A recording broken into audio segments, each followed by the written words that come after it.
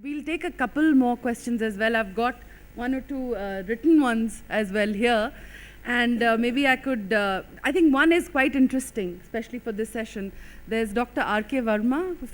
Can we, yes, Dr. R.K. Verma, who's asked us that, we commonly talk about public-private partnerships. And now we've added the fourth P to that as well. When we are fixing responsibilities for different partners, what responsibilities are we fixing for the people? Because, and I think this is an important one, right from Mr. Yadav has mentioned this, that people have to be a part of any process. So perhaps maybe Mr. Yadav, would you like to take that? Participation in any issue of governance. It's as has been pointed out, it's a two-way communication. So the responsibilities for everyone exist. Accountability to the sense of holding someone, pinning someone for a criminal or any civil kind of action is not the core of getting their participation. It is, I think so, it is more to involve people so that they belong to whatever is happening around them. And I think so from a city governance kind of issue, that is much more important than making that person accountable that you have given a wrong feedback or you have given a wrong input or so on and so forth. Because I think so there would be autocorrect mechanisms, because it's not only one person who's providing that kind of input. It comes from various number of sources. Thank you so much. Ambassador Lubi, would you like to maybe comment on that? Because citizens, of course, have to become partners to whatever it is that the government is doing for them sometimes. So what has been the experience in your country, and any differences that you've seen or anything that you feel that you've seen in different countries as well? No, it's a very slippery road, but I go on that road anyway. I think one aspect where we have been lucky, or at least we already have fought our fights, is concerning that, in India I always hear the question, and when they listen about what we have done, the Big Brother effect. That how come that government has so much data about you, aren't you a bit afraid? Granted, this is, and I always have the same response. The Big Brother effect is always there. Now the question is, either the government has the data about you or the private sector has. You have to make up your mind who to trust. We decided back in Estonia that we have to trust our government. And so that the ecosystem was created, and of course the checks and balances have to be in place. So meaning that, what it means all the data government has about you in Estonia actually belongs to citizen. I can access to databases, I see all the data government has about me, absolutely everything. And if I see there's something that I think there shouldn't be, I can ask the government to delete it. Let's just say delete it. And I also can see who and when checked my data. If, for example, police checked my data yesterday, and I wasn't even behind the wheel, I can ask why. So this is important. So that in a way what we're heading at is that, again, this kind of, that I believe technology is there. And the best possible source to provide services are people and companies, not the government. So that the government's role is to create this backbone for the reasons I just tried to explain, and the companies and citizens just should be free and you use it.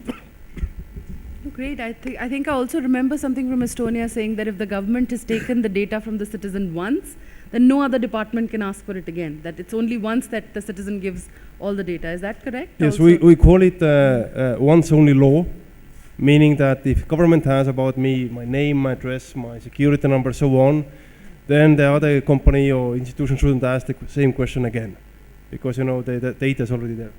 Can we take a few questions for the audience? I would only request everyone to be a little brief, and also if you perhaps want to indicate a specific person to answer your question. Yes, please.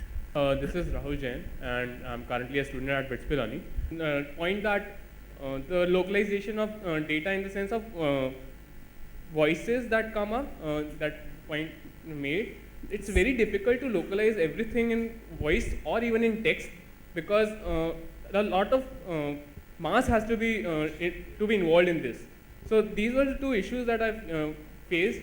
Azure is the best thing we could always have, and I think you talked about localization, languages, and so on and so forth. I mean, that's all evolving, right? Where technology meets the localization needs and language parameters and all that. I mean, that's technology which is being evolved. If some of you had owned cars and you had a system to talk to it, or the voice recognition on your cell phones, you had to talk the American slang or, in a male or a female voice to be recognized. Otherwise, with our Indian slang, I don't think it ever worked. But that's evolving. I mean, take a country like India where you have 25 odd official languages and thousands of dialects. I mean, by the time you get to the bottom of it, it goes, and then you have NRIs like me coming in and killing the local language with an accent to it, right? So it's all evolving, and that's where technology is coming in with machine learning and artificial intelligence. It's not long before that dream can be realized to have it local. But I think where my esteemed colleague was talking about earlier was even the simplest of things covered the basic language base. We're not even talking dialects. I mean, the readable and the writable version of that language is going to be very important for the adoption of applications or the connect which happens with the cities and so on and so forth. Thank you. My name is Nitesh Bhasin. I am an entrepreneur and a student. My question is to Mr. Chandra.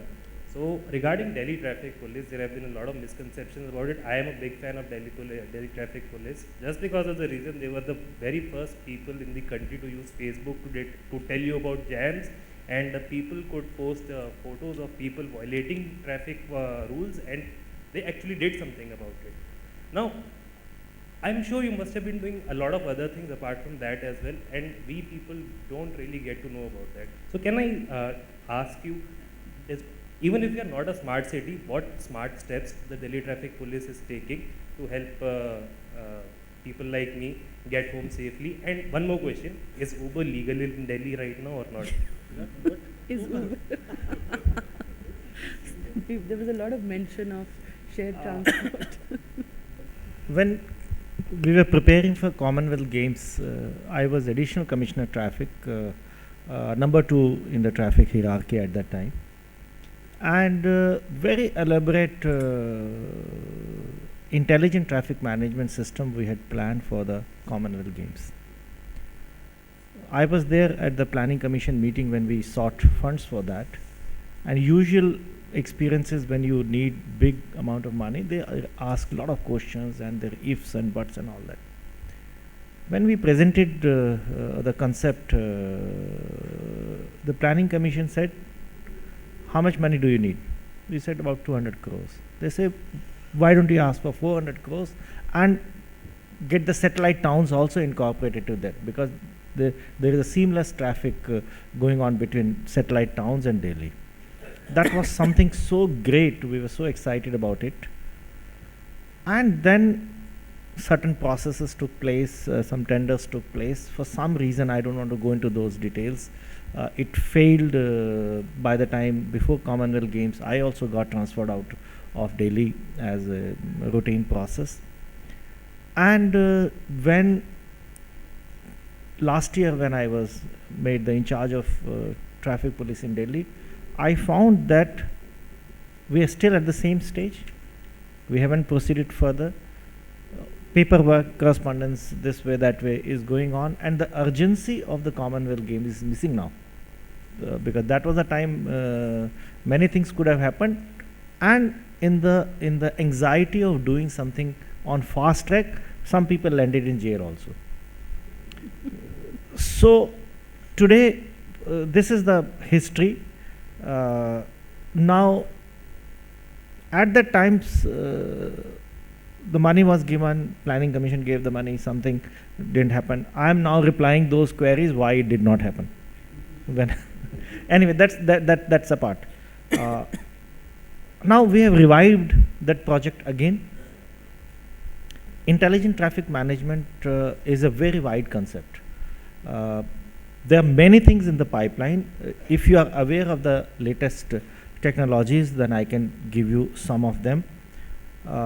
One is that smart signaling. The signal must know what is the traffic coming from each side and also from various other junctions, and what is the aggregated traffic at the moment, so that this signal can take a decision on its own, and also the adjoining signals take a cue out of it. This is called adaptive area traffic control system, where all the signals are connected to central computer, and the central computer decides what time to give to this thing. This is being planned. Then this information must be available to the citizen also, that if I want to go from one place to another place, Google gives based on certain algorithms, that's a different method, but real time my sensor should be able to pick how much traffic is going. If this is the average speed, from here to here this much time will be taken. On the way there is a breakdown of DTC bus, therefore it is heavy, some procession is going on, so you should take this diversion, and based on your smartphone or web you should be able to choose your route and also take a time that this much time I will take to the airport, therefore I need to start like this.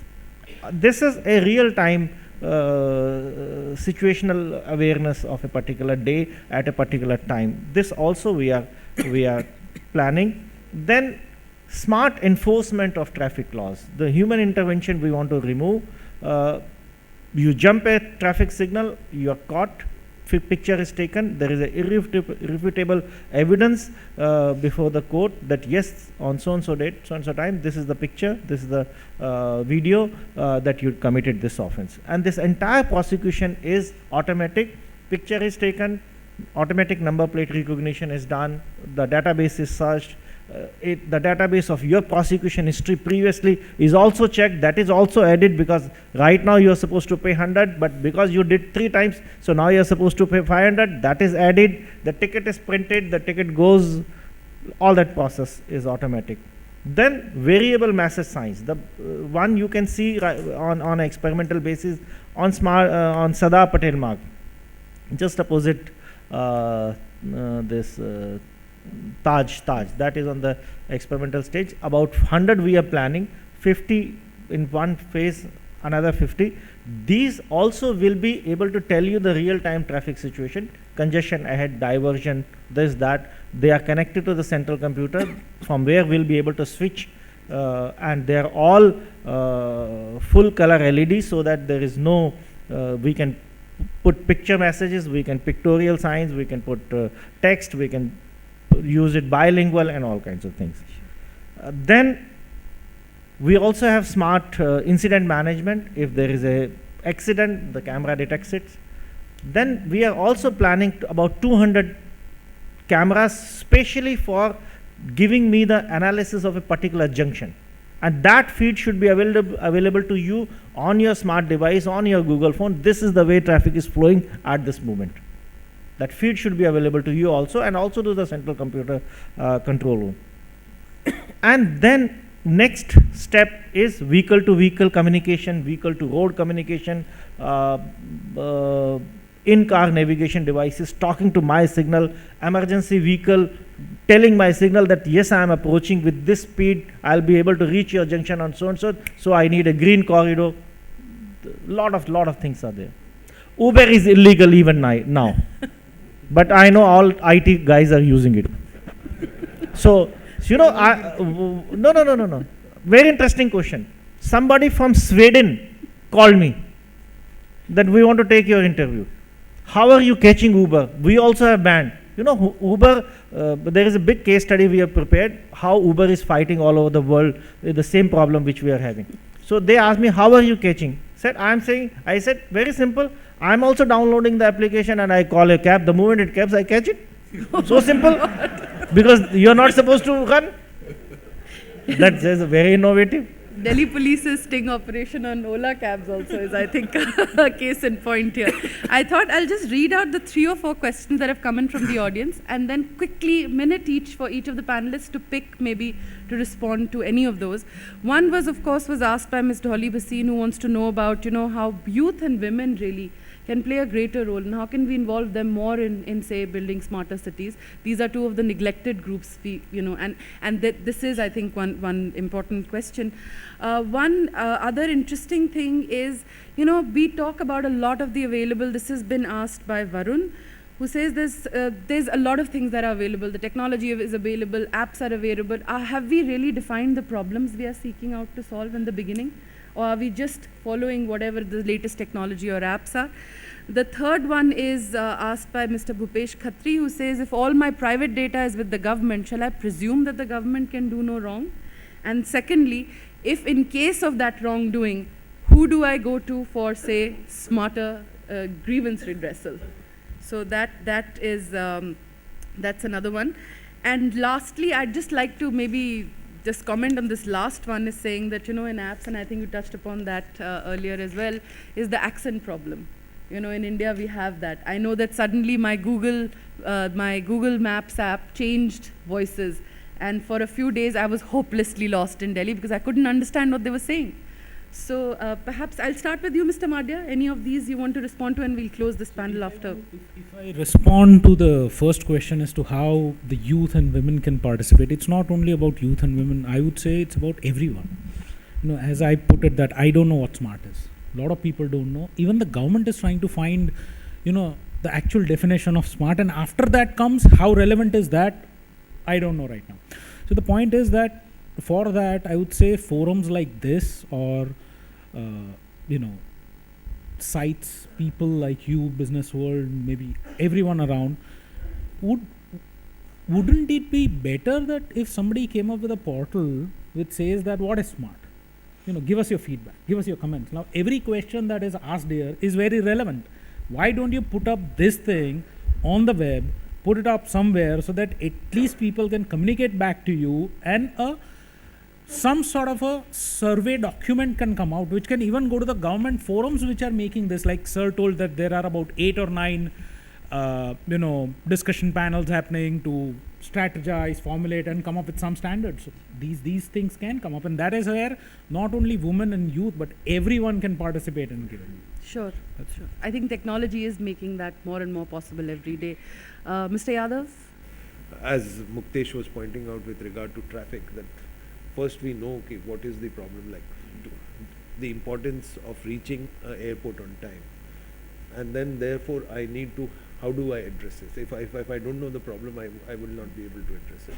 So I think we need to work with identifying what is the problem before providing solutions. I think so that's relevant. And private data with government, yes, I think so. The biggest data government has now with regard to individuals is through Aadhaar, which is biometric, which is retina, and also your personal information.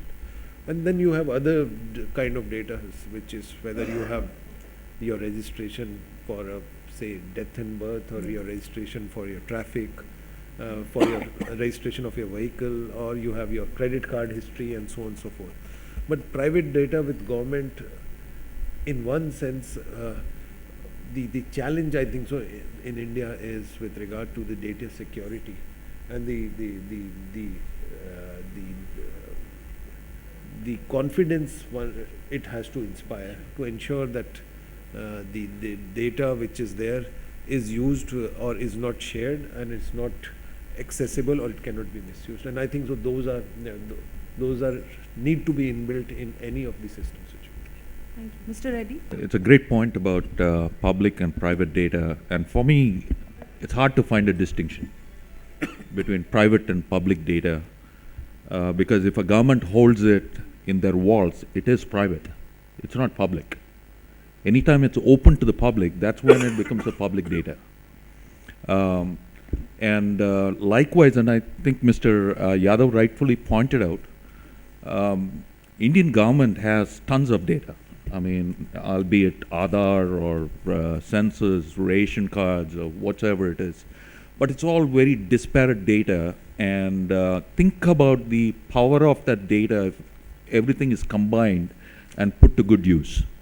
Like we said, a classic example is taking a subset of data, especially from the school system. We were able to identify which are the prospective students who are going to drop out. And so now they can have intervention mechanisms to actually be able to do it. And likewise, Mr. Chander talked about, smart grids, smart traffic grids and GIS and all that. That's once again big data. It's all about data. It's about how people do what they do and how it's put to use. And I think the power of data, I think in IT terminology, we call it data lakes and data forests. And if they are put to good use, the predictive analytics is the future. Use of AI and ML is the future. So I would say, it's building a good private and public partnership is very important. But if you don't mind, I want to address something which has been bothering me since the last panel. I just wanted to get it out there. There was this question about a gentleman who brought up in terms of, there are all these projects and then everybody wants to make money and they want to go out and bid on these projects and get these projects irrespective of whether these solutions are effective or not effective and so on and so forth. I think many of the companies here, I'm a part of CII and I also advise at NASSCOM and so on and so forth. From a Microsoft perspective, we've been doing everything possible to advise the government in terms of smart set of technologies and also how to work around the smart cities. And we are not alone. There are cross sections of industry like I would name a few like Honeywell or any of the other large companies have been playing a role in trying to advise the government of India and trying to advise all the cross sections of society to do the right thing. And one of the things as an industry that what we are trying to do is it is not just the big players. We're trying to work with startups. There's tons of innovation happening in colleges. There's tons of innovation happening in startups. If you take a look, India is the second largest startup community. I do not know if many of you know. India is number 2 now in innovation around startups. And it's a big thing to be proud about, And we have a lot of people from startups here today. Absolutely. And if you think about innovation which is happening in colleges and which are leading to the next stage, think about all these billionaires. Think about the unicorns, Flipkarts and all that. Look at their age. Can you dream about where they were a few years ago and where they are today? So there is an evolution happening.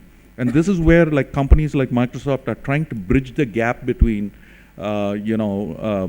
bringing the students to startups, startups to ISVs, ISVs to enterprises. The reason is this, government clearly mandates, we have gone after a few RFPs and all that stuff. When we look at RFPs, only the big guys can compete. And so in terms of, advising government in terms of saying, this is going to be, look, no one company can build a solution for a smart city, can address the needs of a smart city. It is going to be a combination of factors. And so I just want to address it to that gentleman and others who have that same feeling is that companies are working with government, working with citizens, working with the cross-section of society to actually do the right thing for these smart cities. Yes. So thank you. Ambassador Lubi, maybe a last word here. It's a very difficult position to say a last word, but I would like to reflect exactly what Mr. Reddy just said. Actually, this what you said just added one point of what I wanted to say, that yes, those startups are so important, because just today it happened that in Estonia, like in every country, we also published the most updated rich list in Estonia, and our so far richest person was toppled by a startup person. Now not startup anymore, but the founder of TransferWise. I don't know if you know the company. It's actually a company that provides cross-border money transfers. India is their biggest market, and they are former Skype people. So Skype, another Estonian product that actually owned by Microsoft. So that this kind of, people have the, let's say, opportunities. But I wanted to say, I really want to end with a very optimistic note. And I'm very optimistic about where India is heading. Because I think every country has its issues. Estonia has its issues, India has its issues. Yes, we think in terms of millions, or million. You think in terms of billions. But I wanted to say, like I said, if government does its role, then ask any of the business person in this room as well. Is million better than billion? Probably not. everybody sees that, yes, billion is much better, meaning it's not a challenge, it's an opportunity. So just, we should give this opportunity to private sector and people and empower people giving the data so they can provide the service and, make the future. Thank you. Thank you so much, Ambassador Lubi. Dr. Chander wants to add one last comment to this.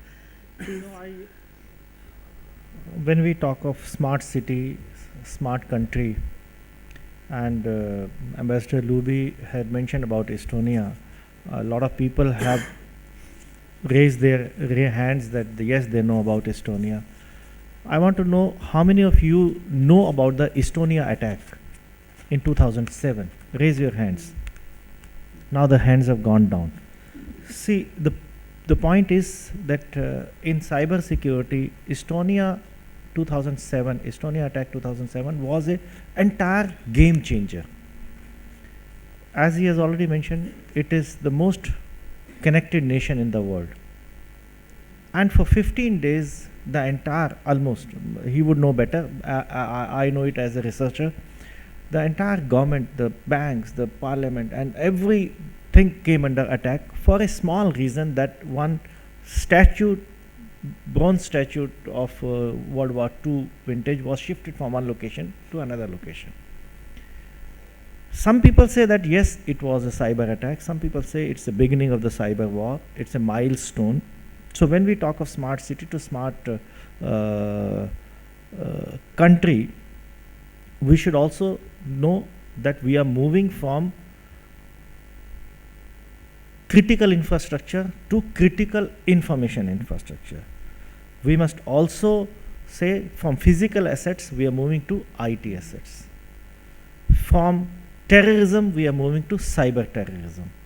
From physical war, we are moving to cyber war. And in the same way, if you're not aware, Stuxnet virus has told us that countries, mark the word, countries are behind cyber weaponization. That means if cyber weapons are being developed by countries, there will be cyber war one day. We will have to talk of cyber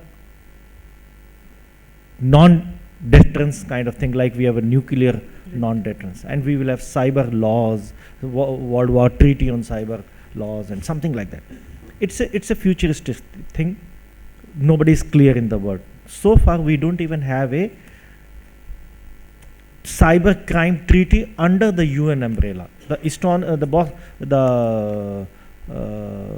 treaty under the Budapest Treaty, as we call it, is a kind sort of regional arrangement of Europe. India has so far not signed that treaty for various reasons. So we don't have a treaty. We don't know where we are heading. We already are victim of cyber espionage. So when we are planning all our cyber smart cities and digital India, we must inherently, in the design itself, must build cyber security into it. Thank you so much. I'll just like to end on that positive note. When you mentioned that we're moving from physical to cyber, moving from, I just want to say that we are moving. I think that's the good news in this country. We are moving and we are moving ahead. And also we must move from IT power to cyber power. Yes. So I'd like to thank all my panelists.